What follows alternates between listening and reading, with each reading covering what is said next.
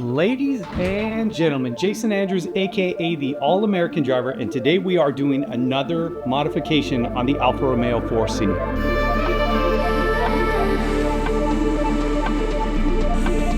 Now, one of the benefits of only having a 2,400-pound car is that it is pretty easy to roll around. Now, don't judge me, but I have been leaving the Alfa Romeo on a battery tender. Now, I'm not driving this car a ton. However, there was one time after maybe 2 or 3 weeks of not driving it that I drove it and the check engine light came on for some like weird stuff, you know, drive mode unavailable, blah, blah, blah, whatever. And I'm pretty sure it's because I let the battery get to a pretty low level. And from my understanding, these cars are pretty picky when it comes to having the correct voltage. So I've been keeping the car on a C-Tech charger and I haven't had any problems since.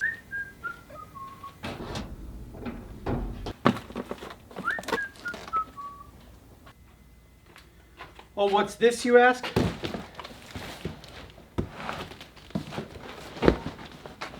ARM Motorsports, what's in the box? We will find out, but not today. You know, it's funny, when I had the Shelby GT350R, I was kind of getting annoyed with how big and bulky the car was. Now that I have this baby little supercar, here's my trunk. This is the only storage in the entire car. I've got a small box of parts, a gimbal, a small box for my drone, and that's about it. You know, the grass is always greener on the other side. I do love this car, but there are a couple things I do not like about it. And I think that the fact that the front doesn't open for extra storage is one of my biggest gripes about this car. It's great. I love that it's so light and small and, you know, it's just track focused, basically driver focused. Just a little bit more storage space would make this car way more usable for me.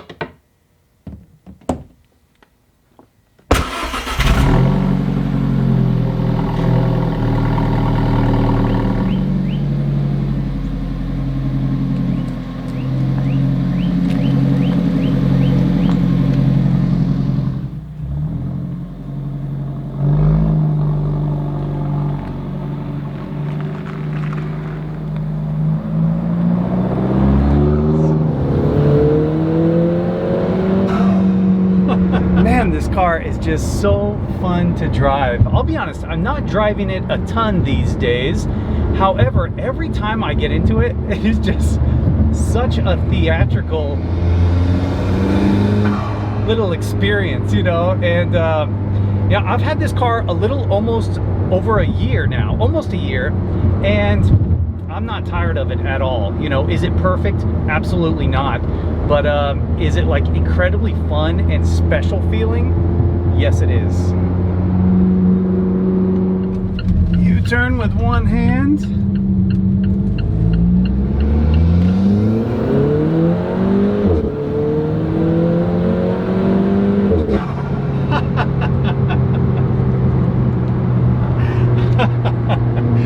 Seriously, I mean, this thing is just a little rocket. You know, it's probably a good thing I sold my Tesla because this car is actually starting to feel pretty quick again. Since we got the Alfa Romeo 4C, we have done quite a few modifications. We started with the wheel and tire setup. Now that made a big difference. We went to a much stickier tire, a wider wheel, and we really fixed that positive offset look that it had from the factory. More on the sticky tire later. Next, we did the AlphaWorks Stage 1 ECU, and that thing made a massive amount of difference from pretty much every driving aspect. It's faster, it's smoother, it shifts better. Yeah, that was a huge difference. And we probably gained like, I don't know, I need to get back on the dyno, but probably 30 or 40 horsepower with that thing. After that, we did the GMS carbon fiber cold air intake, and that was a fun little install, you guys remember, but that really woke the car up sound wise and turbo boost wise. Like, it spools faster, it pulls harder, and boy does it sound incredible. Like whoosh, whoosh, a lot of blow off valve, a lot of intake noise, and in a car like this, you know, you really want the theatrical sound experience. It's awesome. Now, after that, we started dialing in the suspension. You know, GMS was kind enough to send over their alignment blocks and shims. We put those on the car, got it aligned, and wow, it handles way better. I mean, we went to the track and I think we were like 1 or 2 seconds faster just from the alignment blocks, the shims, and alignment, really. I mean, it made a big difference. And then the last thing we did on the car, surprisingly, was the GMS engine mount, the front lower engine mount, basically engine trans mount. And I was a little bit worried about that modification because I did motor mounts and a diff mount on my S2000 and it got real vibrating, you know, like it would like rattle your teeth out basically. But you know, somehow GMS made like the perfect mount where it's like really stiff, but it doesn't rattle the car to death, which I'm very surprised at.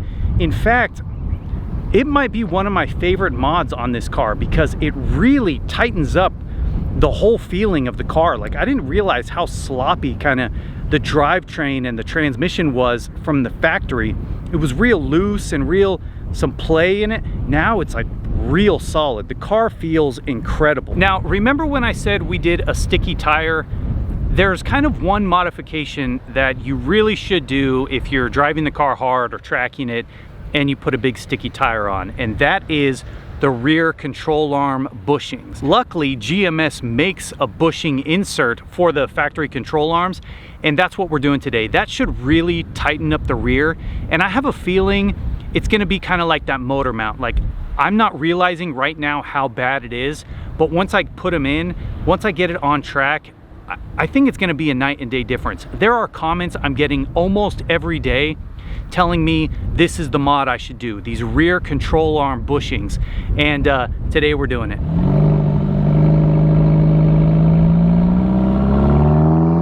All right, here's the tunnel. You guys ready?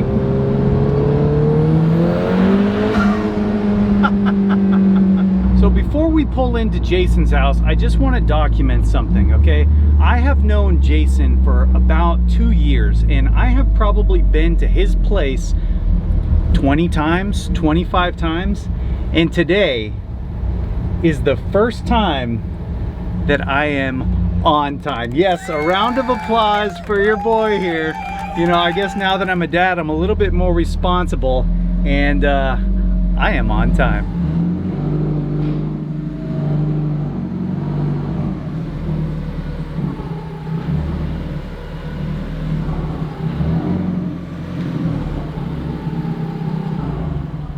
Okay, so before this video continues any further, I just have to jump in and say this is not a how-to video. What you are about to see in this video is not the recommended way to install these bushings, okay? I'm not telling you to do it this way. GMS certainly is not telling you to do it this way. Take it to a professional unless you really know what you're doing and you have all the tools, okay? This is not how you're supposed to do it. Do not copy me.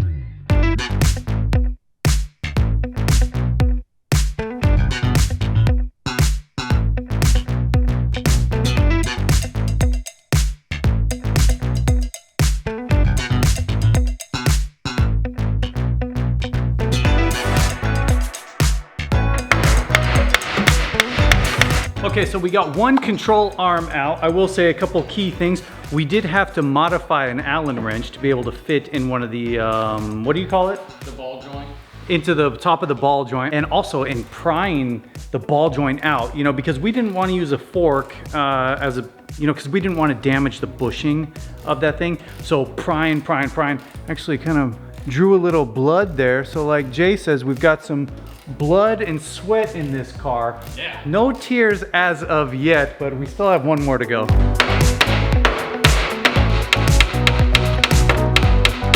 All right, so we got both of the control arms out.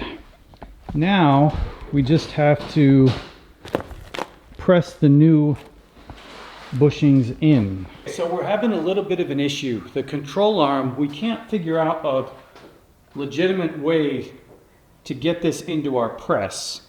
So we're gonna go to AutoZone and a couple other stores and see if we can find a solution to take these out.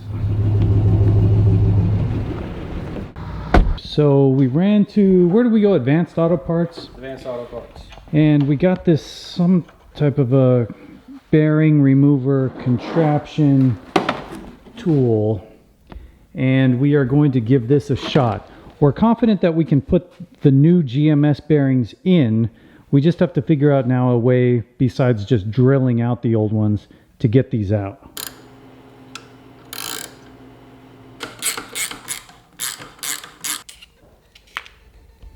We did it. Still intact.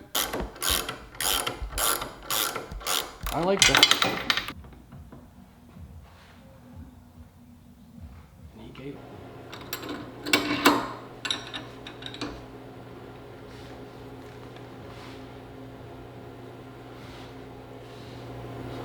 That's gotten pretty tight there.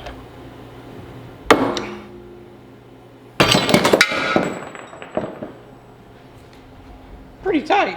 Holy cow! Okay, so one broken vise later, we are back to the shop press.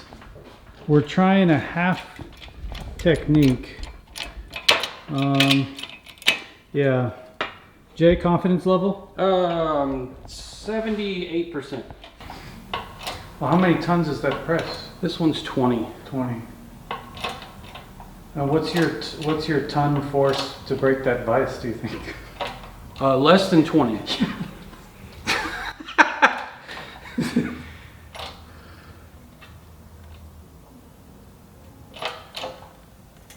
Okay. I think that's it. Pretty happy about this. So now we know how to do the small one on the other side. What's going to be the difference on the big one? Let's just quickly flip over and see.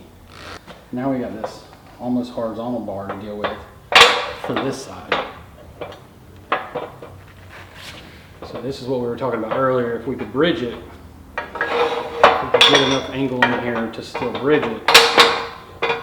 So that's flat, all right? Metal away. Although that is closer, so if we could find something to bridge it that way. So The same. right there, it sits flat right there. Yeah. That's what I was thinking. If we had both the control arms, we could just put them in at the same time. Oh, yeah. You know? Man, we would make history if we did that. I was thinking we could just put this in the thing and just vice it down. The entire control arm.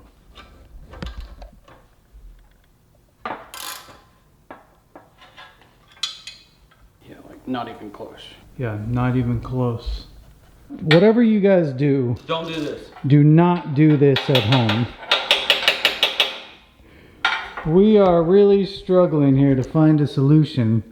So we're considering Yeah. pressing through the entire control arm.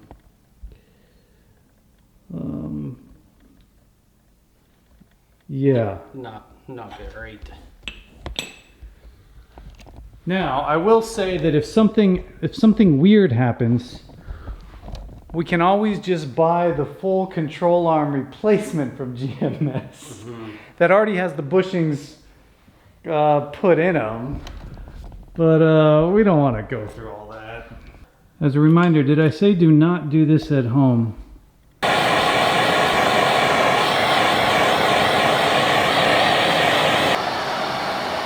It's sliding down.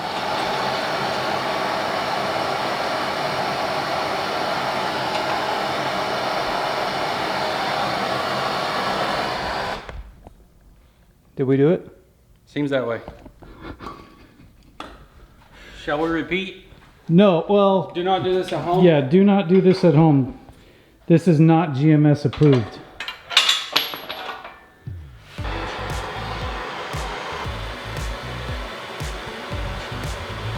So that's it, right? So, Here's it rotates on a ball on the inside. yeah. As opposed to, like you said, just a metal dowel with That's rubber. basically suspended inside stiff rubber.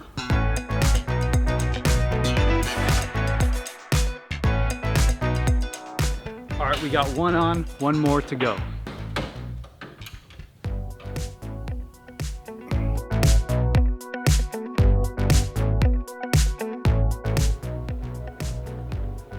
Okay, so we actually got all of the bushings on, all four. We probably did it a little bit unorthodox. However, we got it done. They're all straight, they're all tight, everything is torqued. I'm really excited to get this car on the road, on the track, and see how it drives. Obviously, it's nighttime by now, so we'll see what I see on the way home, and if I have to drive it a little bit more tomorrow, you know, and later and kind of recap on this, I will.